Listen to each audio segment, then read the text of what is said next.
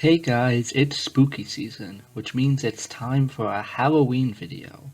And with Halloween brings horror movies. Horror movies are an interesting genre. I typically don't watch that many horror movies because it's not really my thing. I'd rather watch horror movies with people, so it's less scary, like when I went to see Nope with my friends. But that's not to say I dislike horror movies. I just think the genre can be a bit oversaturated and value jump scares over genuine horror. But when horror is done right, it's really good. The Shining is probably my favorite Kubrick film. The Lighthouse is great. Silence of the Lambs is amazing. I don't know if the original Alien counts as a horror movie, but if it does, that's also one of my favorites. And then there's the movie we're talking about today. John Carpenter's The Thing.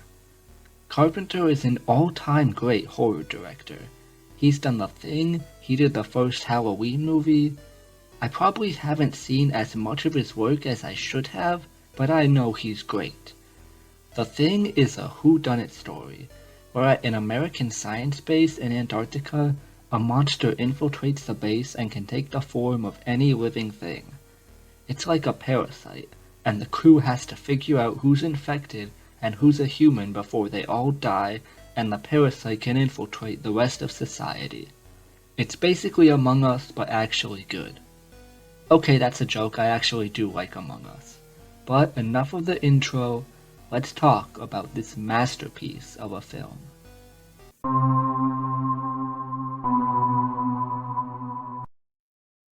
At the center of this horror movie is its monster. If a horror movie doesn't get the monster right, things can get pretty bad. You don't want to reveal your monster immediately. It requires build-up and a reveal, and that reveal needs to look good. And it does here. The Thing opens with a Norwegian helicopter shooting at a dog that's run to the US base in Antarctica. The Americans shoot down the pilot and take in the dog. MacReady and Dr. Copper then go to investigate the Norwegian base, where in the ruin they find the burned remains of a human. They bring the corpse back and perform an autopsy, while the dog is put in a kennel with the other dogs. This is where we see the monster, and I love how the opening plot plays out. For the characters, it makes sense to take in the dog.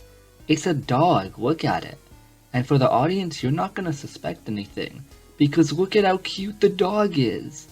But then it's left alone in the kennel with the others.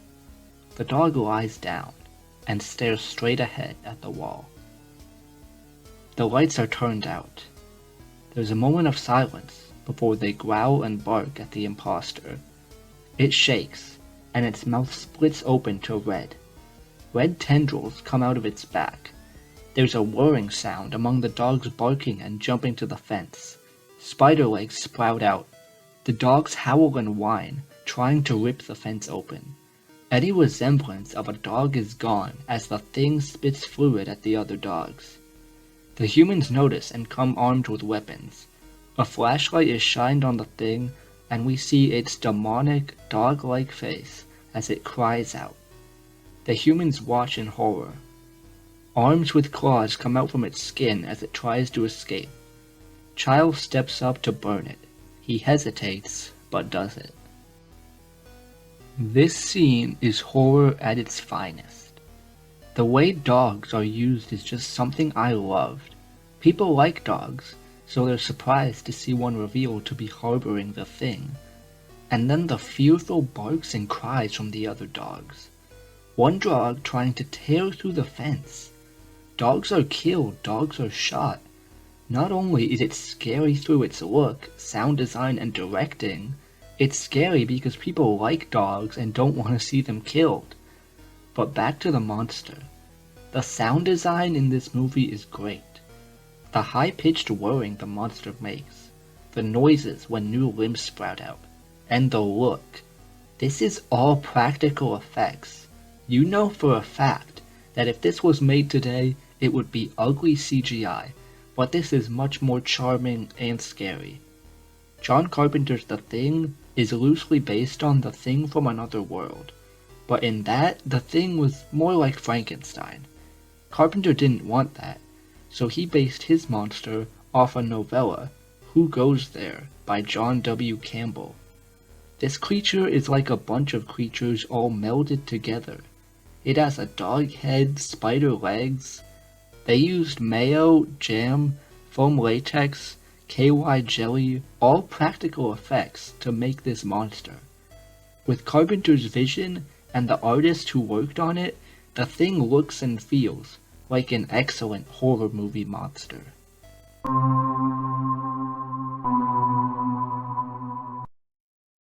The monster of the thing is great, but you need more than that. The characters have to be good as well. You need people to root for.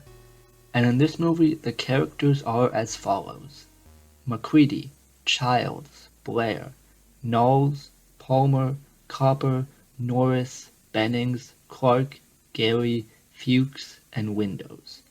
That's 12 characters. 12 characters is a lot to keep up with, and if you're going to critique this film for that, I wouldn't be mad about it.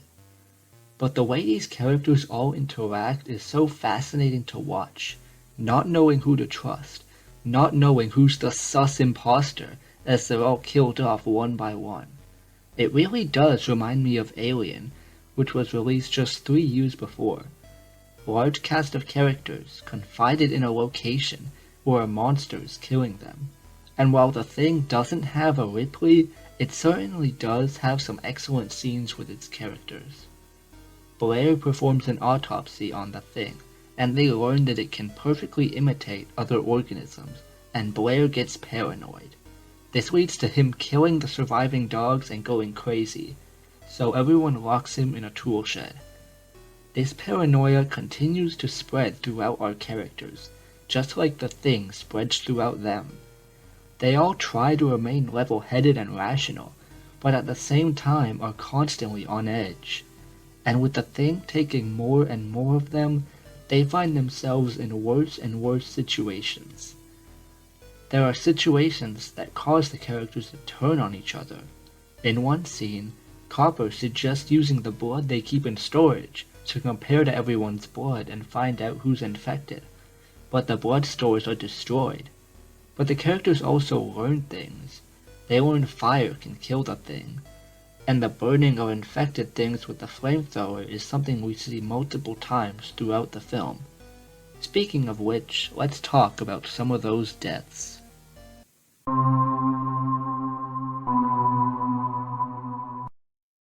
In a horror movie with 12 characters, there are going to be a lot of deaths. We already covered the deaths of the dogs, now let's get to the humans. Bennings is one of the first to die, burned by MacReady with the flamethrower. After the blood situation, the group no longer trusts Gary, since he had access to the blood and could have been the one who destroyed it, so they choose MacReady as their new leader. Then they find Fuchs, who burned himself off screen so the thing wouldn't assimilate with him. The group splits up, and Knowles finds MacReady's torn up clothes, so they believe the thing's got him, and the group argues to let him back inside until MacReady pulls out dynamite. But in the commotion, Norris suffers a heart attack. They try giving him defibrillators and his chest turns into a mouth, biting off Copper's arms and killing him. MacReady burns Norris and his head comes off. Then his head grows spider legs to try and escape, and the practical effects here look great. So I've just covered a lot of plot stuff, but that's mostly how this movie goes. This movie is crafted to show our characters being smart, but still getting hit over and over as their group gets smaller and smaller. Characters keep dying, and it provides a sense of urgency to the story. There's stakes. It's a race against time before the thing kills them all, and a race against stopping the thing from infecting other people. We know that if this thing gets off this remote base, the world is pretty much gonna end. But through every one of its kills, the crew learns more and more. From the dogs, they learn it exists. From Bennings and Fuchs, they learn fire kills it. From Norris, they learn it will do anything with any body part to survive, and the natural distrust continues to grow. Our characters are dying, Blair's still locked in a cabin, and everyone's arguing with each other. This is how you write and direct conflict. The stakes are high, there's a sense of urgency, and our characters need a solution before it's too late.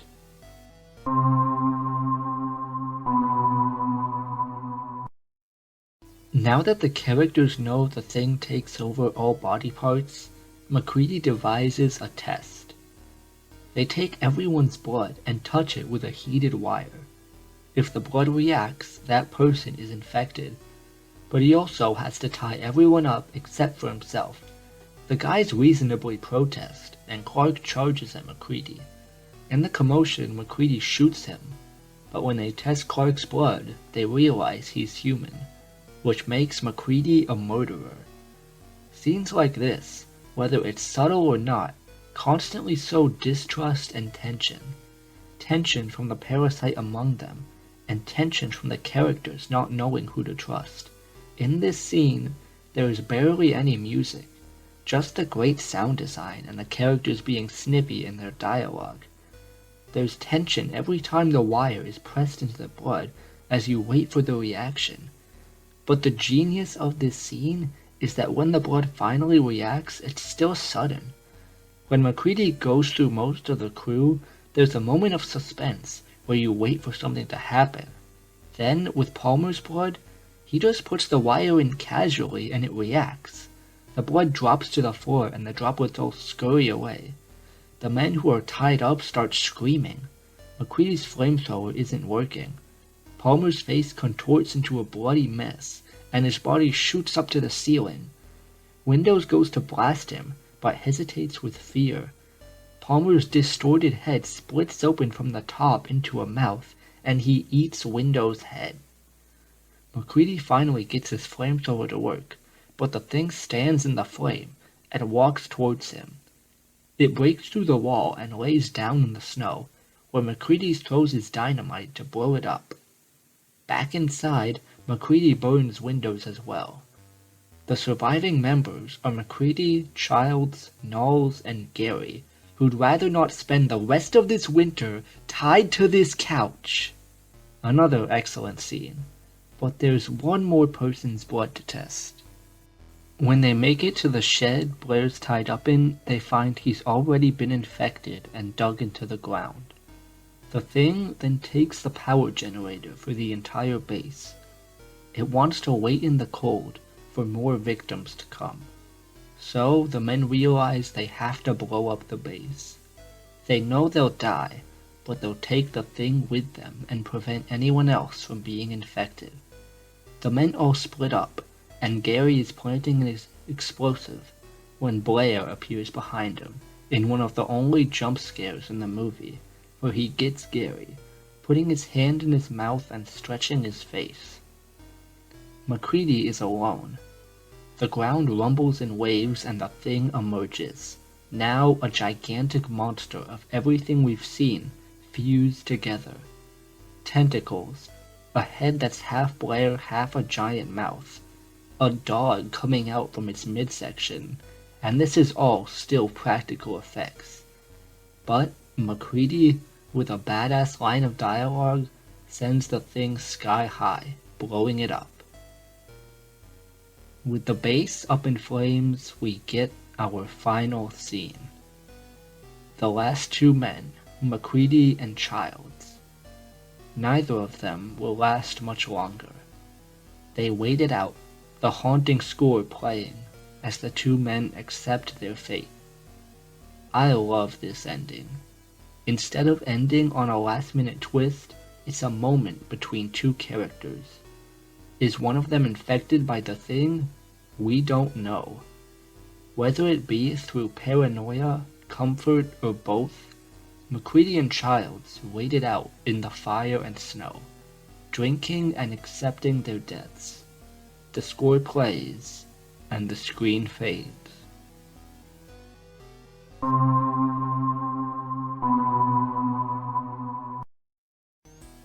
I love so much about John Carpenter's The Thing. The story, the monster, the characters, the directing, the score, the sound design. The main theme is this simple but harrowing beat, similar to a heartbeat, and it's used really well. The monster looks amazing, scary and inhuman, all with great practical effects. The excellent dog scene, the spider head, the blood testing scene, the masterful ending, giving you closure with a great scene, but still leaving an ambiguous loose thread. The Thing is up there with some of my favorite horror movies. I haven't seen The Thing from Another World or the 2011 version, but now I might check them out. John Carpenter's The Thing is up there with Alien and The Shining as one of my favorite horror films, and I would give it a 10 out of 10. Happy Halloween, everybody.